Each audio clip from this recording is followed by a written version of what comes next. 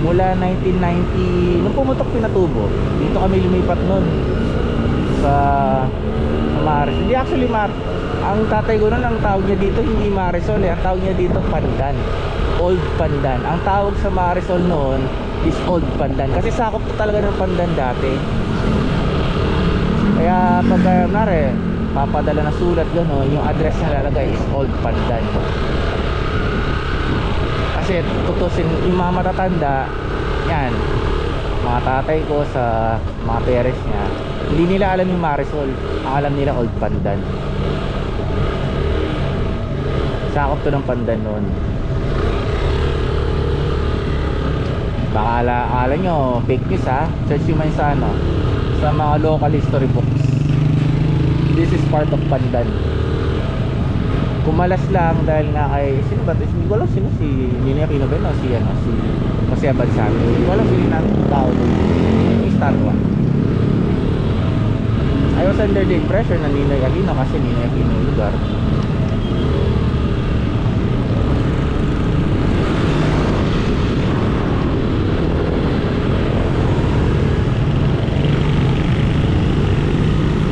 Sir na viewers, kung nahihilo kayo, titingnan kasi yung side baka mamaya may sasakyan. Actually kahit hindi ka nagpa-flasher, kung tumitingin ka sa side na papaliko ka,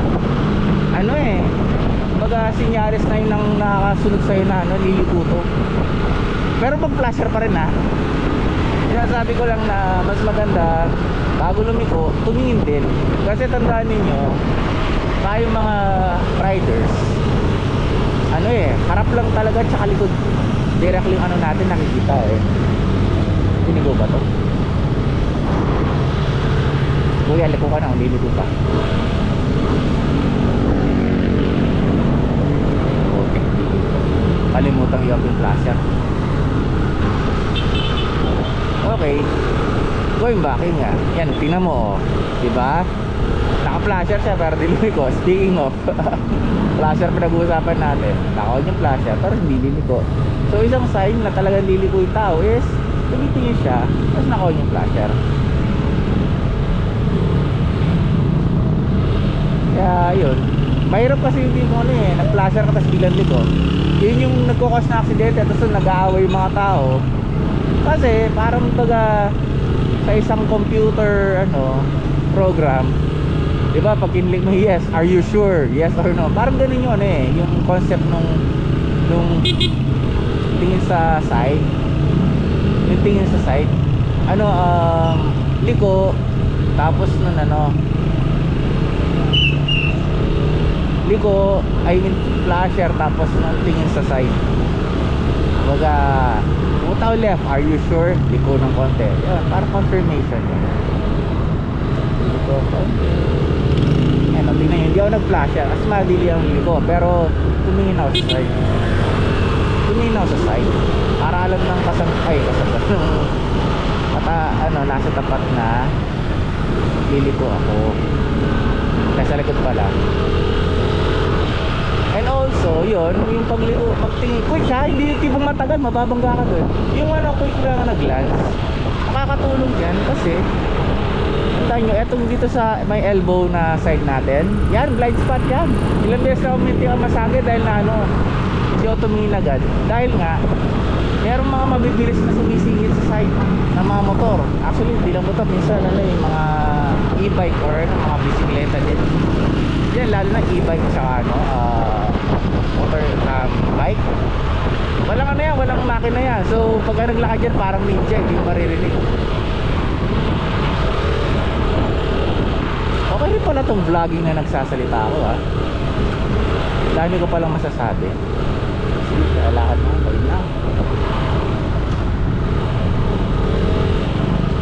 Nahiya sila tumawid, nalayo ko pa pinapatawid ko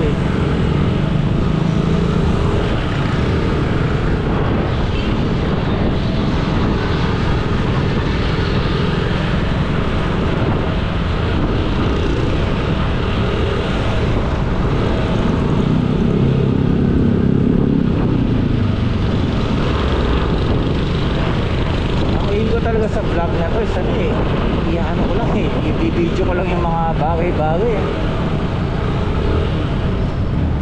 Okay. Ano to? May nalagyan na yelo. Tutunaw rin yan.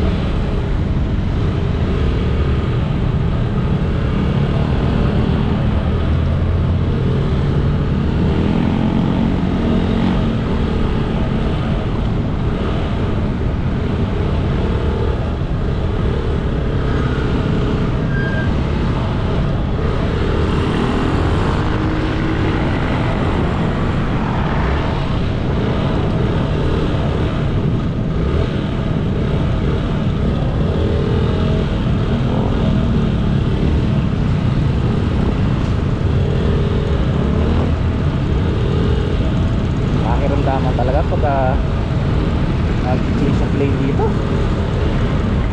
Kasi iba yan, hindi na pa nagpa-park.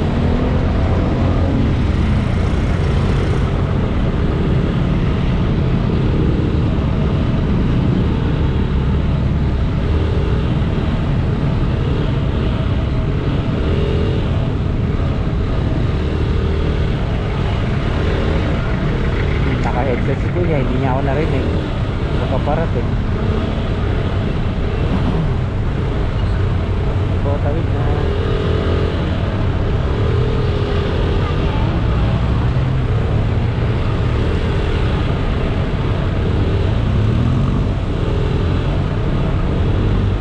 Dapat talaga may designated pickup zones eh. Kasi lugar dapat hindi yung mga ganito na pwede magkastinan mo o ang luwang-luwang natatraffic tayo dahil sa yung i-pick up sila, pero di mo nila naman sila masisi, tatrabaho lang sila. Yun yan, mga designated pick up zones dapat meron. Dapat mag-stricto yung Pilipinas sa mga ganyan eh. May kwento, may kwento dati yung tito ko eh, sabi niya sa Dubai yata, pagka lumampas ka na sa pick up, sa drop off zone mo, kailangan mo lakarin mula dun sa drop off papunta doon sa sa next na stop or bus station. Kasi walang mga tulad dito sa Pilipinas na kumumpas ka lang kumaway ka lang hihinto yung jeep. Hindi ganun. Kaya organized talaga sa ibang bansa. Ang isa pa hindi ko maintindihan dito, yan lalo na challenge sa atin, health issue. Pag bumamotor ka, actually hindi lang health, aesthetics din. Magpakatotoo na tayo. Bubugahan ka ng sobrang itim na usok eh. Yung sobrang itim na usok, paano yan na-approve ng LTO? Paano na-approve yan? May emission testing. Paano na-approve yung mga ganyan? Hindi ko talaga gets. Napakasimple. Tas pag sa mga motor, kotse, sobrang stricto nila.